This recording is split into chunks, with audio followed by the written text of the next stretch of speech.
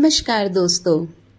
हिंदू पंचांग के अनुसार ज्येष्ठ माह के शुक्ल पक्ष की पूर्णिमा तिथि को ज्येष्ठ पूर्णिमा कहा जाता है।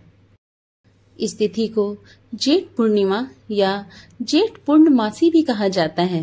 हिंदू धर्म में पूर्णिमा तिथि का विशेष महत्व है, क्योंकि इस दिन स्नान दान करने से विशेष फलों की प्राप्ति होती है। इस वर्ष के ज्येष्ठ पूर्णिमा की बात करें तो वह 2 दिन पड़ रही है, इसलिए इस साल व्रत और स्नान अलग अलग दिन किया जाएगा। ज्येष्ठ पूर्णिमा के दिन चंद्रदेव के साथ माँ लक्ष्मी की पूजा करने का विधान है। इस दिन पवित्र नदियों में स्नान करने, व्रत एवं दान पुण्य करने से शुभ फलों की प्राप्ति होती है। इसके साथ ही कुछ उपाय करके कुंडली में मौजूद चंद्र दोष से भी निजात पाया जा सकता है।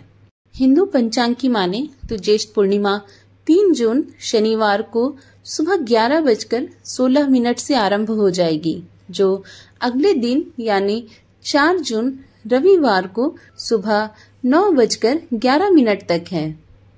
इस साल ज्येष्ठ पूर्णिमा का व्रत 3 जून को रखा जाएगा। जिस रात को चंद्रमा होता है उस दिन व्रत रखने की परंपरा है। इस दिन बरगद के पेड़ के प्रति बहुत सम्मान और श्रद्धा व्यक्त करते हुए पूजा की जाती है। बरगद के पेड़ को पवित्रता का प्रतीक माना जाता है।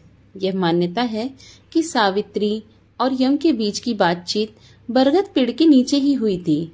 बरगद का पेड़ देवताओं की त्रिमूर्ति अर्थात ब्रह्मा, विष्णु और महेश का प्रतीक माना जाता है। इसलिए बरगद के पेड़ की पूजा करने से ब्रह्मांड के रखवाले तीनों देवता प्रसन्न हो जाते हैं। यह भी माना जाता है कि यदि ज्येष्ठ पूर्णिमा व्रत पूजा का सही तरीके से किया जाए तो एक विवाहित महिला के शारीरिक और मानसिक कल्याण में बहुत खुशियां आती हैं। ज्येष्ठ पूर्णिमा के दिन सुबह जल्दी उठकर स्नान आदि से निवृत्त होकर साफ वस्त्र धारण किए जाते हैं। इसके बाद 2 बांस की टोकरियां ली जाती हैं। एक टोकरी में सावित्री की प्रतिमा स्थापित की जाती है और दूसरी टोकरी में रोली, मोली, चावल, सुपारी, नारियल और पंचमेवा साथ पूजन का भी सामान रखा जाता है। किसी भी वट वृक्ष के नीचे आकर विधि विधान से हाथ में जल और चावल लेकर ज्येष्ठ पूर्णिमा और वट पूर्णिमा का ध्यान करते हुए व्रत का संकल्प लिया जाता है। फिर वट वृक्ष की पूजा और पति की दीर्घायु के लिए प्रार्थना की जाती है। ऐसी मान्यता है कि जो महिलाएं ज्येष्ठ पूर्णिमा का व्रत करती हैं, उनकी सभी मनोकामनाएं पूरी होती हैं, क्योंकि इस दिन माता सावित्री ने अपने पति को यमराज से इस व्रत को करने के बाद वापस लाया था। तभी से इस व्रत को वट पूर्णिमा व्रत भी कहा जाता है। इसलिए इसके बाद महिलाएं वट वृक्ष के चारों ओर मौली लपेटती हैं और 7 बार चक्कर लगाते हुए विधि विधान से वट वृक्ष की पूजा करती हैं। पूजा के बाद आरती और कथा सुनी जाती है या आपस में सुनाई जाती है। आइए हम भी इस कथा का श्रवण करते हैं। पौराणिक व्रत कथा के अनुसार राजा अश्वपति के घर देवी सावित्री के अंश से पुत्री का जन्म हुआ, जिसका नाम महाराज ने सावित्री रखा।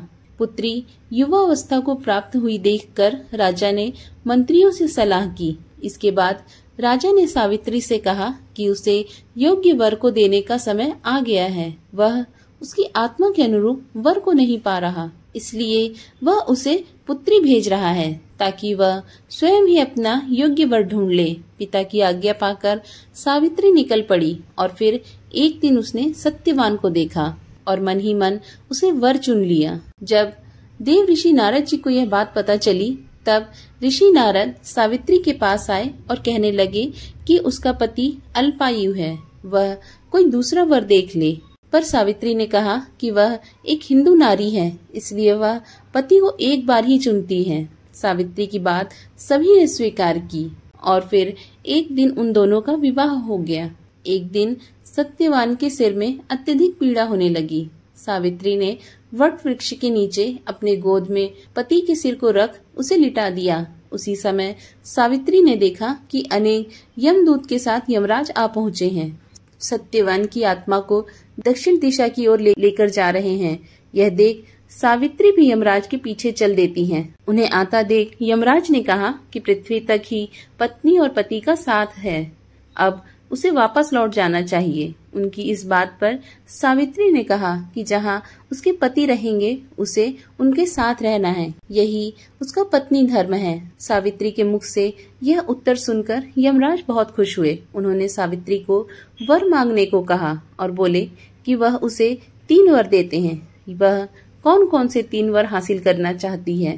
तब सावित्री ने सास ससुर के लिए नेत्र ज्योति मांगी, ससुर का खोया हुआ राज्य वापस लाना और अपने पति सत्यवान के पुत्रों की मां बनने का वर मांगा। सावित्री के ये तीनों वरदान सुनने के बाद यमराज ने उसे आशीर्वाद दिया और कहा कि ऐसा ही होगा। सावित्री ने अपनी बुद्धिमत्ता से यमराज को उलझा दिया।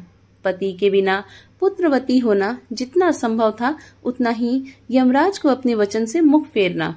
अंततः उन्हें सत्यवान के प्राण वापस करने पड़े। सावित्री उसी वट वृक्ष के पास लौट आई जहाँ सत्यवान मृत पड़ा था। सत्यवान के मृत शरीर में फिर से संचार हुआ। इस प्रकार सावित्री ने अपने पतिव्रता व्रत के प्रभाव से न केवल अपने पति को उन्हें जीवित करवाया, बल्कि सास ससुर को नेत्र ज्योति प्रदान करते हुए उनके खोए हुए राज्य को वापस दिलवाया। सावित्री के पतिव्रता धर्म की कथा का सार यह है, स्त्री अपने पति को सभी दुखों और कष्टों से दूर रखने में सामर्थ्य होती है। इस प्रकार पतिव्रता धर्म के बल से ही सावित्री ने अपने पति सत्यवान को यमराज के बंधन से छुड़ा लिया था। इतना ही नहीं, खोया हुआ राज्य और अंधे सास ससुर की नेत्र ज्योति भी वापस दिला दी। कथा की समाप्ति के उपरांत अपने पति को रोली और अक्षत लगाकर चरण स्पर्श किए जाते हैं। इसके बाद प्रसाद वितरण किया जाता है। वट वृक्ष का पूजन अर्चन और ज्येष्ठ पूर्णिमा व्रत करने से सौभाग्यवती महिलाओं की सभी मनोकामनाएं पूर्ण होती हैं और उनका अखंड सौभाग्य रहता है।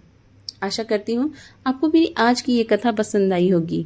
पसंद आई हो तो एक लाइक कर दें, चैनल पे नए हो तो चैनल को सब्सक्राइब कर लें, साथ ही नोटिफिकेशन बेल ऑन कर दें जिससे मेरी आने वाली वीडियो की जानकारी आपको सहज ही प्राप्त हो सके। राधे राधे। जय सावित्री मैया।